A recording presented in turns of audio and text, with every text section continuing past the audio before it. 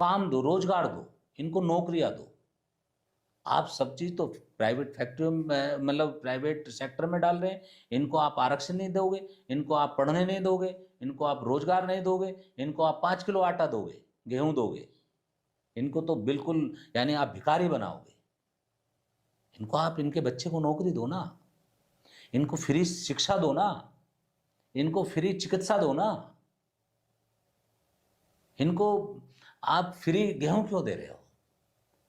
इनको आप रोजगार दो। अच्छा, रैपिड फायर में हम कुछ छोटे छोटे सवाल करेंगे तो चाहेंगे छोटे ही जवाब दें आप। देश का नेतृत्व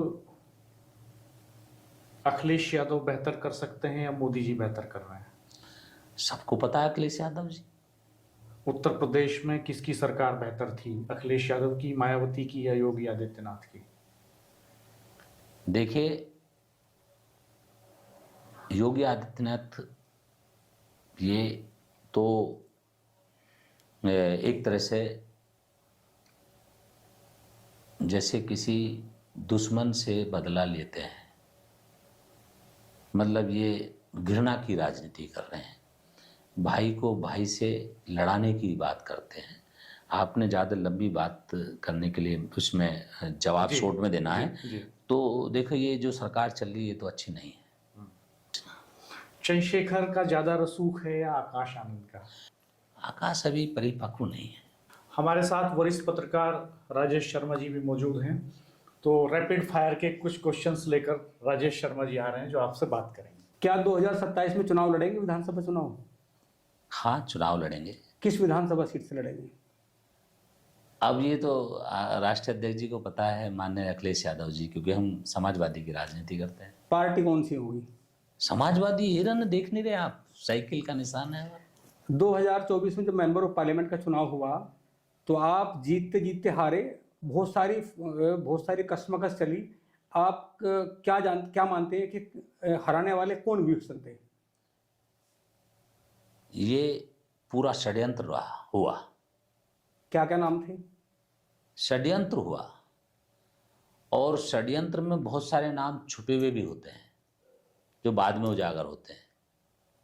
वैसे 65,000 वोट काटी हमारी, 1 लाख वोट फर्जी बनाई उन्होंने, और पूरा प्रशासन, पूरी सरकार, पूरा संघ और पूरे ताकतें, कुछ षड्यंत्र वाले लोग भी जुड़ गए साथ में।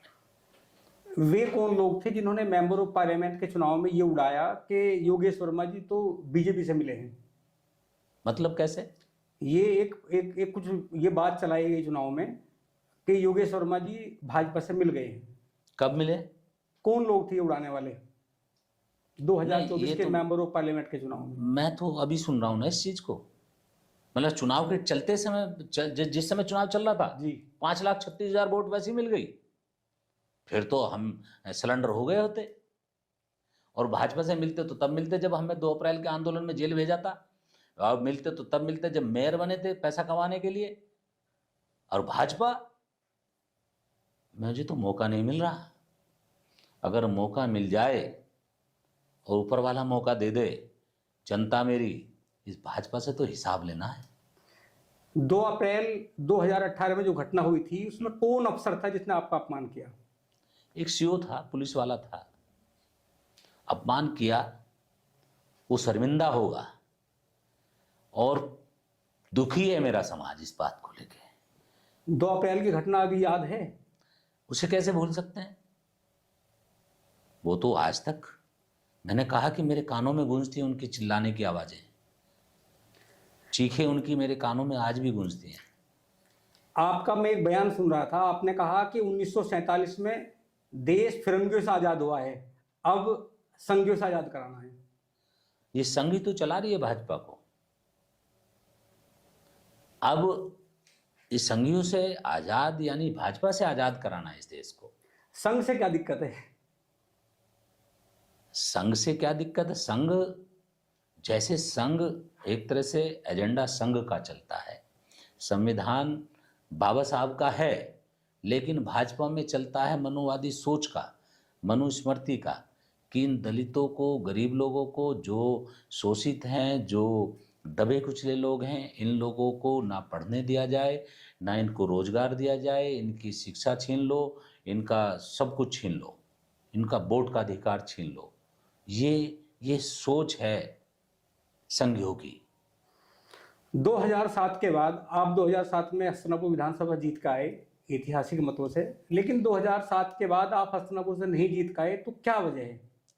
2007 में पंगा, 2011 में पंगा हुआ कुछ सरकार से, क्योंकि मैं गलत बात का विरोधी हूँ, चाहे वो अपने लोग हों चाहे दूसरे हों।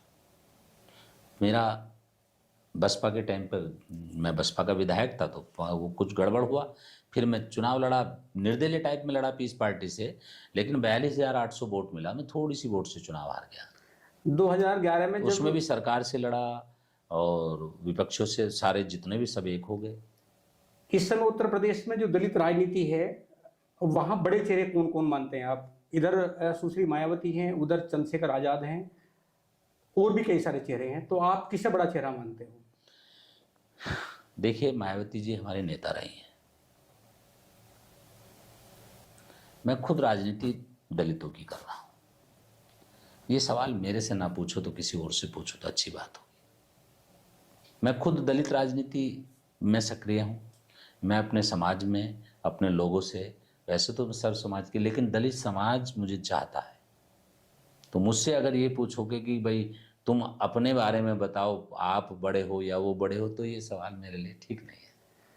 वैसे तो देखो, मायावती जी, चंद्रशेखर भाई वो अलग हैं, सांसद हैं, उधर मायावती जी अपनी पार्टी की राष्ट्रीय अध्यक्ष हैं और आयरन लेडी भी हैं, तो वो अलग चीज़ हो गई है।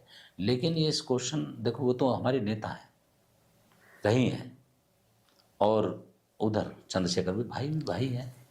बहन जी मायावती, सुश्री मायावती जी और अखिलेश यादव जी, इन